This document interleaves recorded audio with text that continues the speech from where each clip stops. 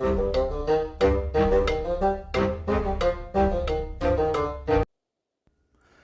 and welcome back to the Critically Curious. I'm a Monk, and today, yes, we are back inside Crusader Kings 3. Now, for anyone that doesn't know, this is a beginner's guide. This is an unedited beginner's guide. I'm kind of like getting you guys to join me within a let's play. We're going to go over the next kind of 3 generations of our family so we can kind of get an idea of everything and most of the mechanics within the game. We're going to be breaking down everything. I feel like it's the best way to show you what this game really has to offer like that, to show you the mechanics as they pop up within a playthrough, and it gives you an idea of how to move through your playthrough a little bit better too. Now, one of the things I spoke about in the last episode, I feel like we need to speak about a little bit more. So we spoke about domain limit and how, for instance, right now we own 4 provinces. We're only allowed 3 provinces. Now, what this means is that is the accepted amount of domain that I should have given my title. Now, I'm a lowly guy. I'm only a chieftain, for instance. I don't hold a particularly big title. If I was to get a bigger title, perhaps even a king or an emperor, for instance, they're like the bigger titles in the game, obviously, they come with an increased domain limit. But what a good idea is to spread your titles, spread your fiefs and your land amongst your kingdom, because after all, you're building up a kingdom. These council members may be serving you, but they essentially are a part of your kingdom. Therefore, making sure that your council are happy, maybe even giving them land if they're unlanded. For instance, our steward, he's unlanded, so if he had a piece of land, he would be exceptionally happy with you. Now, there is a problem with that. Another thing to consider, and that consider is that we are a lowly title. If we was to give our steward a piece of land, let's try and do so, he would actually be on the same rank as us. What that means is we're not a high enough title ourselves yet to give land.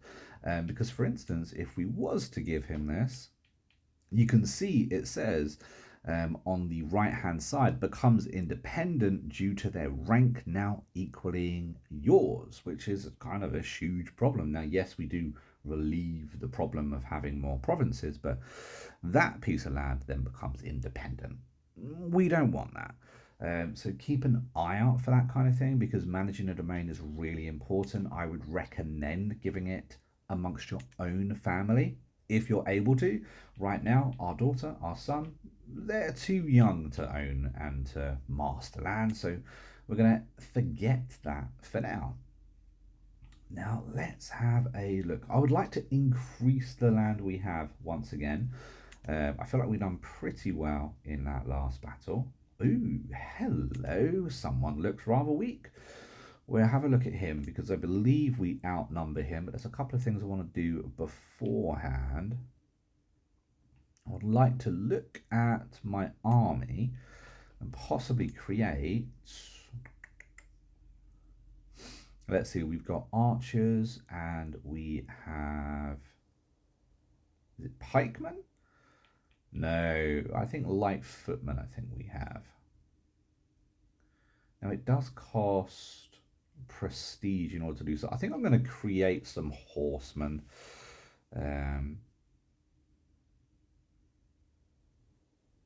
Let's create some horsemen. Now, you can actually see that horsemen counter archers, which is really important. I believe if we go to bowmen, they would be countering skirmishers.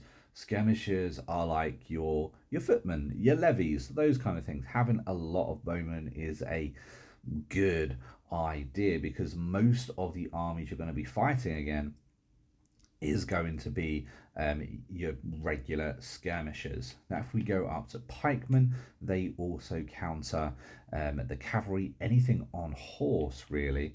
And lastly, if we go to the light footmen, you can see they're good against the heavy infantry. Now, every single unit within the game counters a different type of unit. They also have their own attack power, defense power. As you can see, the light footmen have around 10 attack, 16 defense, and you can see the terrains in which they work on well too. The other thing to consider is your maintenance. Now, it really does depend on the type of society you are. Now, right now, we're tribal, therefore it costs us prestige in order to run our armies, not gold.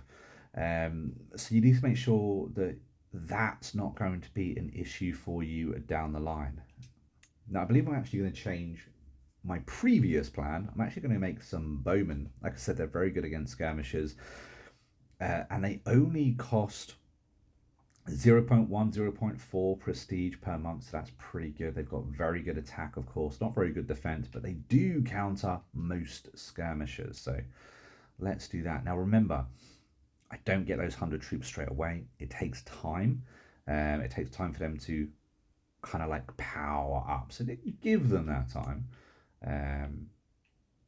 Let's see what he has. Before I declare war on him, he has no allies and is absolutely broke, which is kind of cool.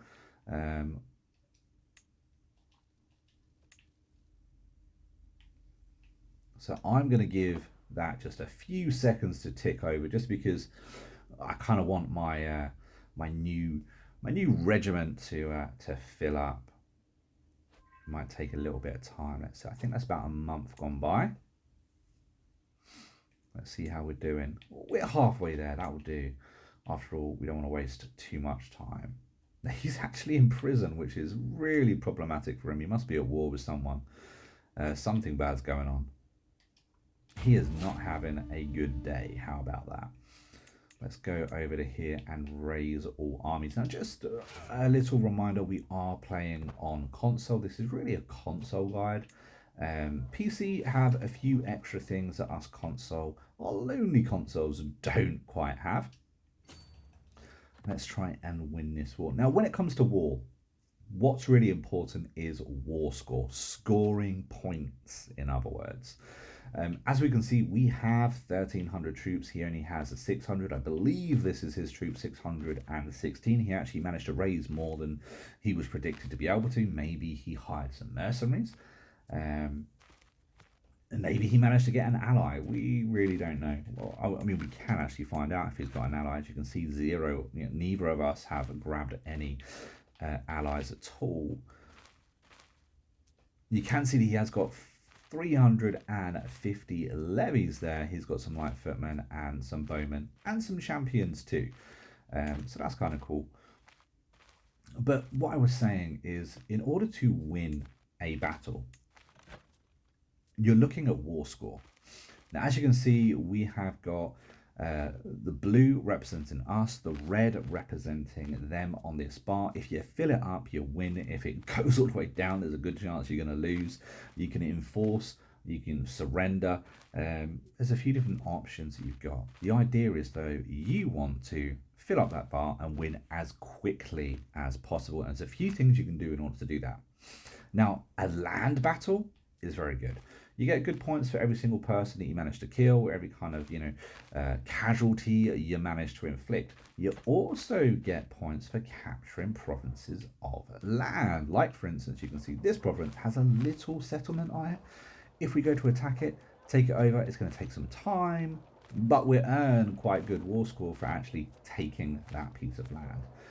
We'll also earn extra war score for taking a piece of land you actually intend to take. Like, for instance, I believe this is the little piece of land we're actually aiming to take, or that we will take if we win this battle. So if we was to take it over, we would score slightly more war score than other regions in general.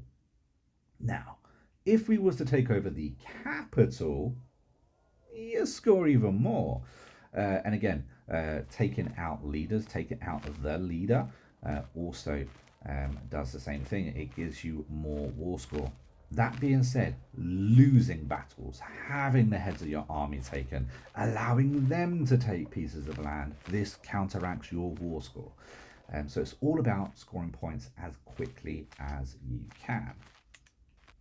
I feel like it's kind of important to mention those things because when it comes to battle, when it comes to Crusader Kings 3 in general, this game doesn't do a great job of actually explaining things to you. Let's see if we can get to him. As you can see, we absolutely trounced him. We did have twice the amount of troops he has. He is retreating, 400 of them managed to escape, which is fair enough. Might be another battle for us there. Let's go over there and try and take his capital. We can also check on the old war score, and as you can see, we have gained some war score there, 17% in fact from just that battle on its own. Now we are on times 1.5. I wouldn't necessarily recommend doing that kind of speed unless you are familiar with this game, because things can crop up very quickly. Now we actually got a little bit lucky there in that the retreating army went back home. They had recovered enough for us to attack. We went straight into another battle, straight into another victory. That rarely happens. It's a good idea to keep an eye on that roaming, surrendering army because they are active again very, very quickly. They could go ahead, for instance, and attack our own capital. But we've already got a siege going, so we should be able to do that quicker and faster.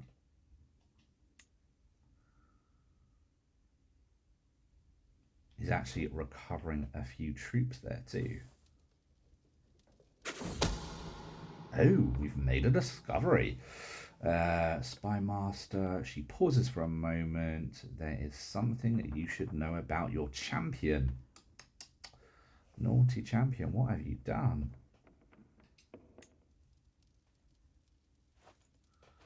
Hey, there we go. Look at that. So we managed to capture the capital. If we have a look, we haven't actually won just yet, despite having 2 battles and capturing a capital. He does have a rather large piece of land, and he's got an army roaming around. So let's see if we can try and attack that once again. He's got this castle here. He also has a little piece of land here too. So we've got 2 options for to get ourselves some more points. I always like taking out the army though. Oh, he's running away. Absolute gear. He's going to try and take his capital back, is my guessing.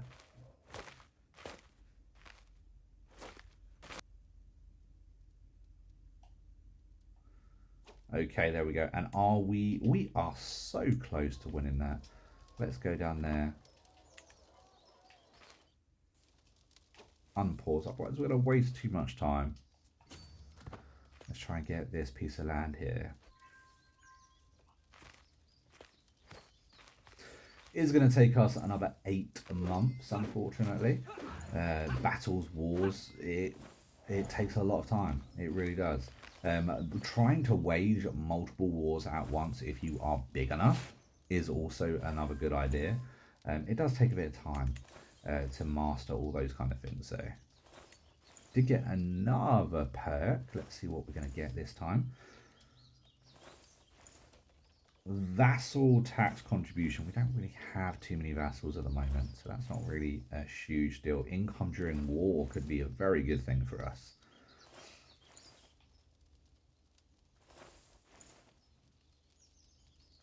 Garrison size, fort levels. What else we got? We're not really looking to build at the moment, although building for the future is a really good idea. It really does depend on what you're doing at the time, though, where your kingdom is and the things you have to, like at the moment we're just trying to expand our land, get enough money for a good duchy, you know, those kind of things. We don't need that one either, so let's go for war profiteer because we are going to be a bit of a git.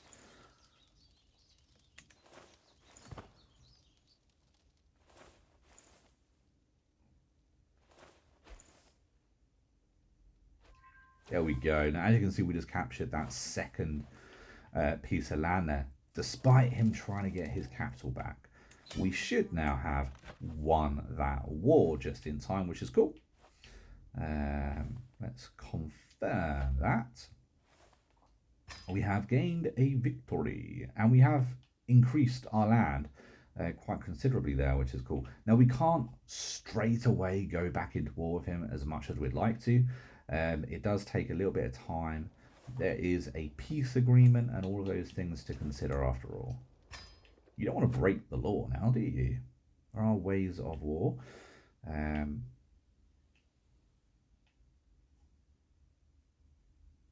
Well, we do have low control over that piece of land, however, which is problematic.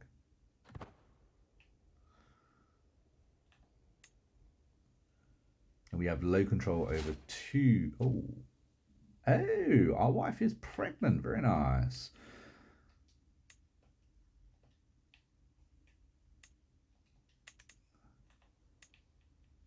We can declare 6 different wars and create a duchy. Now, we do want to create a duchy. The problem with that is we don't necessarily have the money to do so. We need 125 gold pieces in order to do that. Like I said, we just don't have enough money, unfortunately. Let's see if there's anything we can do in order to get some money, though. Call for a hunt. That's actually going to cost us money. I think we're going to have to just chill. Chill for a minute, see what happens.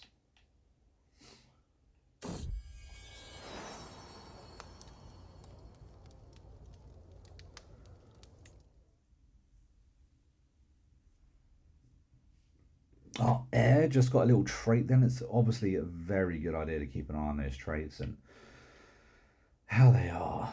A concubine. What trait has she got there? We've had another son. Now that's highly problematic. Having multiple sons is a very quick way to divide your kingdom. When that kind of thing happens, there's a few things you need to do. We will go over all of them in a lot more detail at a later date. The most important thing is that you have a title that is like a single like right now we're just like a count.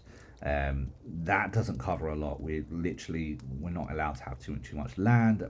That title can be, it's kind of like a base title. If we have a duchy, which is higher than a count, and we only entitled to one duchy, like we are right now, that will go to our heir.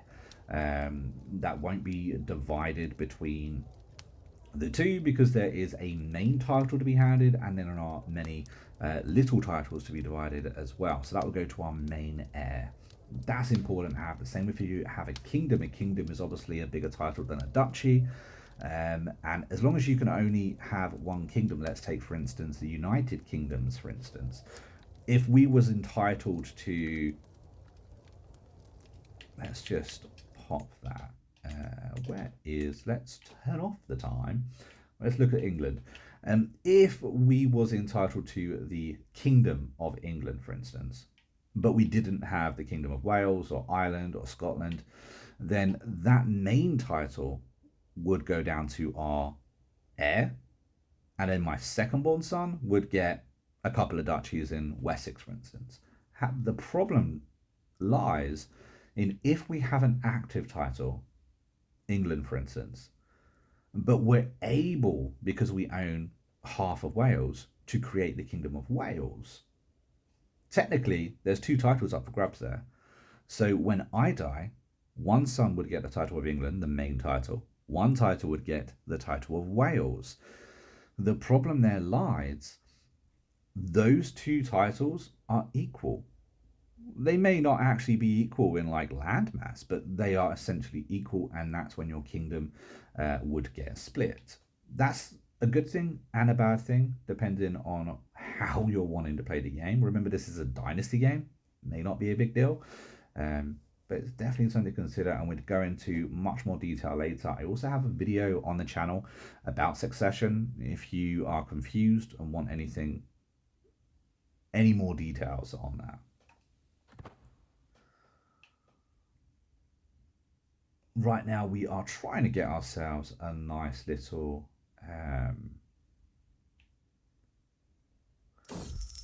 duchy. That is going to take a little bit of money, however.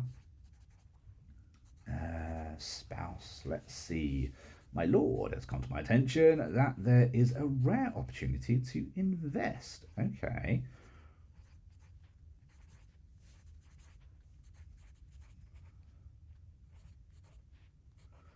Okay.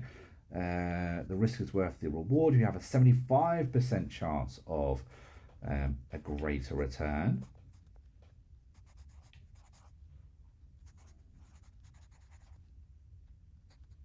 Talking about local affairs is beneath me. No, we do need the money, so we're going to have the risk is worth taking.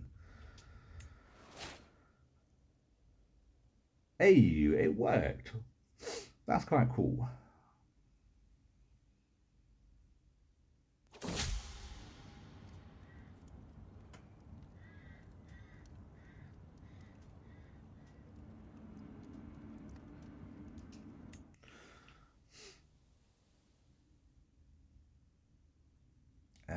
Let's see if there's anything else we can do. I feel like maybe going to war might be a good idea.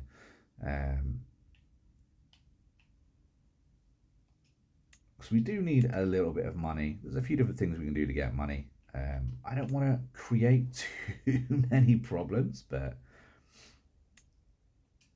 we're about to sway him though. He's almost completely done, which is good. We can look for a new thing there.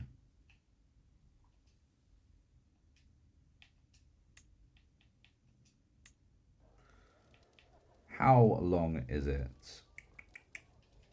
We don't want to break the truce just yet. He has no allies. We obviously outmatch him. It increases our direct land, which is cool. It's literally right above us.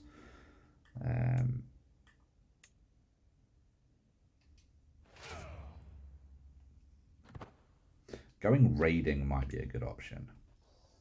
I have to look into that after this. We've got 800 troops to our 1200.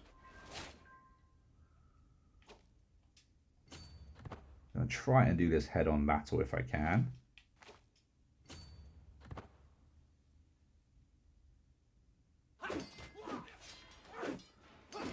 This was a lot closer than it should have been, but we have won.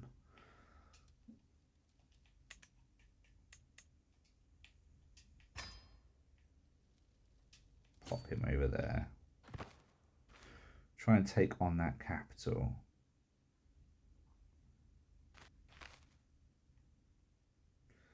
Going to take us 7 months to do though.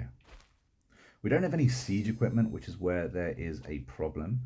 You become a head of culture. That's kind of cool. Being a head of culture does allot you a few different things. I just have the LT button. As you can see, we can go over to culture. And it means you can choose your innovations and what you want to work on the most. Right now we're working on this. It's going to take a long bloody time. This is kind of like your tech tree in a lot of senses.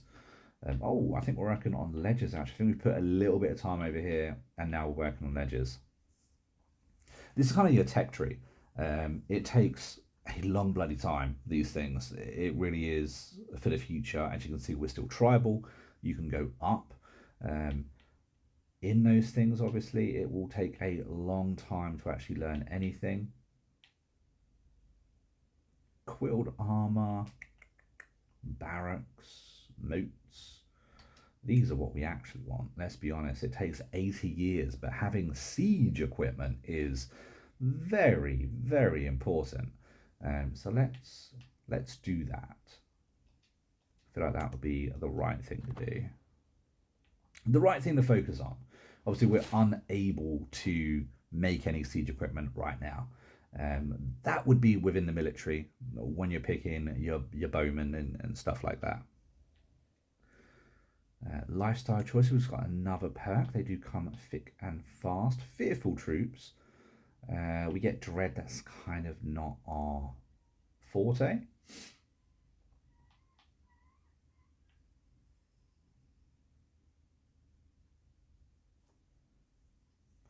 We don't want that either. Trying to find what would work a little bit better for us.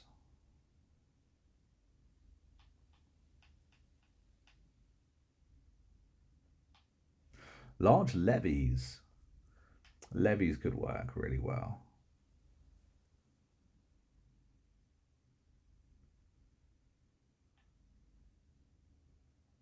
Anything that adds to what we're doing right now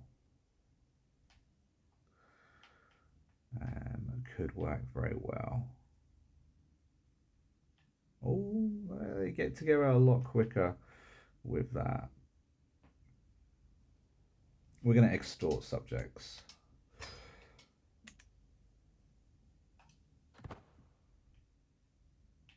Where is that army? Oh, he's down there attacking our capital to get. Let's see what happens once we take over this piece of land. See where we are on the old war score.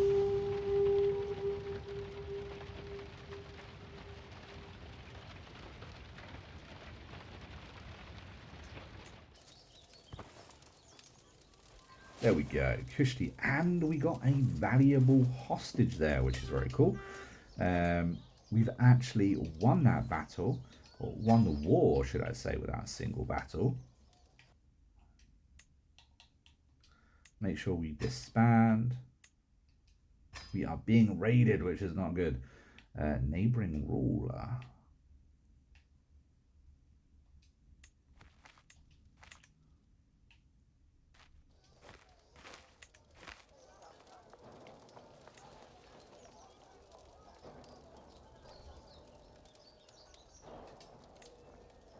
Raise our raiders. There we go.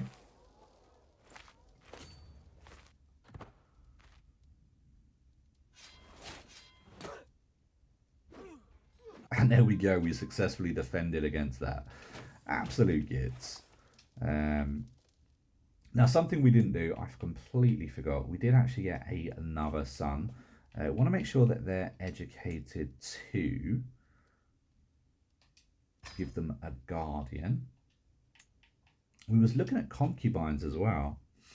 We do have our valuable hostage we could have made. I was looking at her because she has a trait I wasn't familiar with. Possessed. That's problematic. Our spy master is possessed. Problems. Okay, maybe not have children with them. Because that is an inheritable trait. That's a problematic trait. And maybe look into getting a different spy master in the future. Did not realise that. Pay closer attention to your council. Points noted. There are some very funky traits in this game.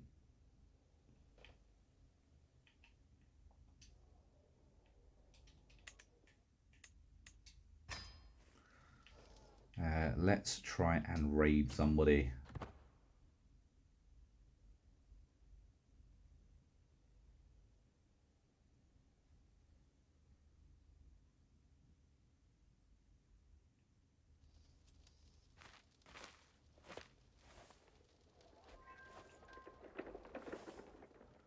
I think that's already been raided.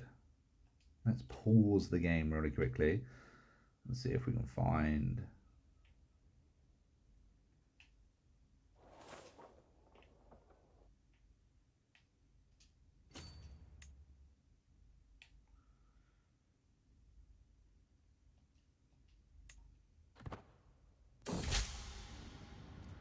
Oh, incredible work. Nice.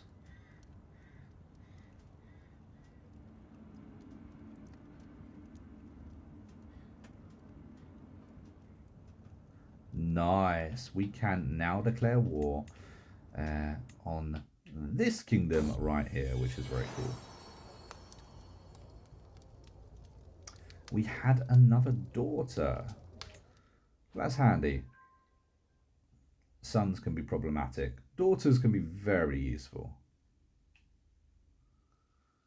Of course, if you do ever have too many sons, you can put them in war, make them be a knight, and go along your merry ways that way.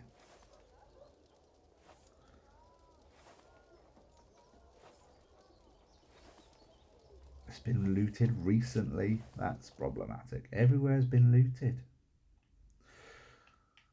Well, we're getting very good on the old gold anyway, so I'll tell you what we'll do.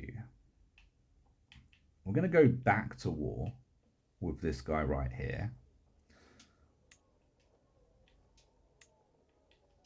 We're going to conquer more of his land because he's a git. And he shouldn't own that much land anyway. It's inconsiderate of him. We've got 1,000 troops. Now, as you see, the number of troops that we've got are declining. The number of gold that we're pumping out is declining. There are reasons for that. Mostly, we're now above and over what we should be in provinces. So much so where it's probably going to be impacting our gameplay. Luckily, we kind of have enough money to make the duchy that we're looking for. Go to titles. Where are you? Create a duchy.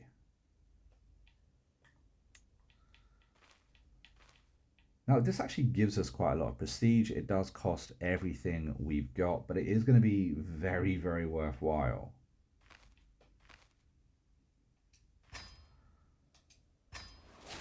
There we go. Because we are now a high chieftain, which is really good, really useful for us. What we can also do with that, pop over, look at our son. How old are you, my friend? You're only 6. Problematic. Not going to be even land to you just yet then. What we can do, though, is give it to this guy, who is unlanded.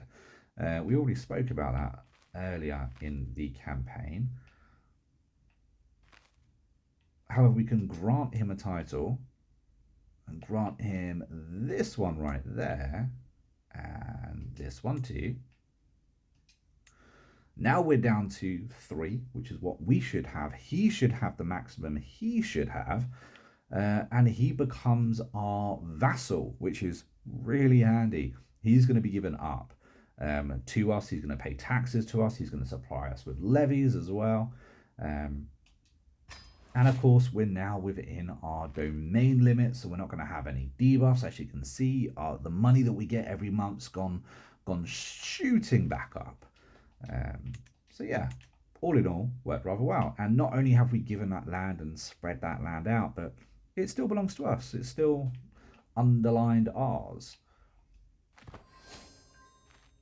Oh, your glory is known widely. Very nice. We've upped our fame level.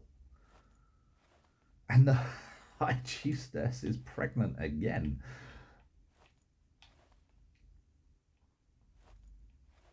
Educate the child, please, sir.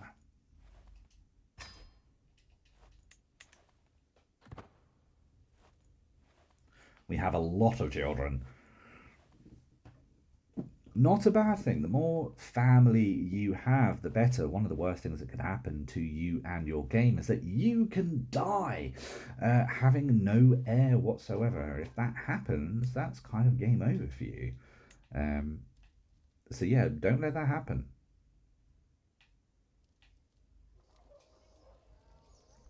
Let's take over another piece of land there. We've got another stewardship perk too. Things are coming thick and fast. And we are on the wrong dude. There we go.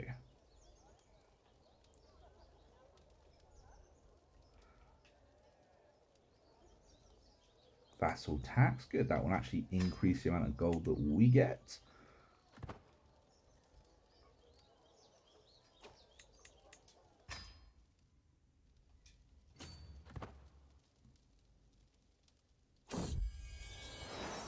And we got twins. We got twins. We got a...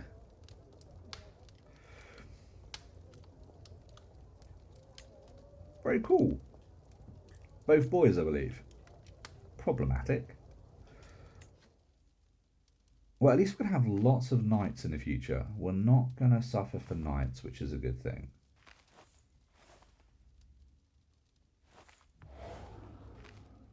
Can fill the army with just my heirs. Not a good idea. Also, the heir that you want to actually be your heir, or perhaps the heir of the game, has, you know, your first son, protect them. You know, you can forbid people to be knights. We mentioned that in episode 1, and it's a very good idea. I just made a mistake there, because this guy got his land back. I should have won that on war score then, but unfortunately I missed it. So let's beat him one more time, which means I probably lost about a year, because that mistake would have been quite costly. So as you can see, it takes another 4 months for me to raid this back. I had to mish across the land for him as well. There we go, make sure we're pausing that. But that's what happens when you're on times speed 1.5. We have... There we go. Victory is ours. But guys, I'm going to end this episode here. I feel like we've done quite a lot. I feel like we've covered quite a lot of ground as well. Let me know if you have any questions down in the comments. I will try my best to answer them. And if I don't answer them in the comments, maybe I can answer them in the next episode as well. We do actually have an active and growing Discord too. If you want to join the community there and chat about how your current campaign is going, feel free to do so. But until next time, I've been a monk, who've been critically curious, and I will see you in the next video real soon. Until then, take it easy and happy gaming.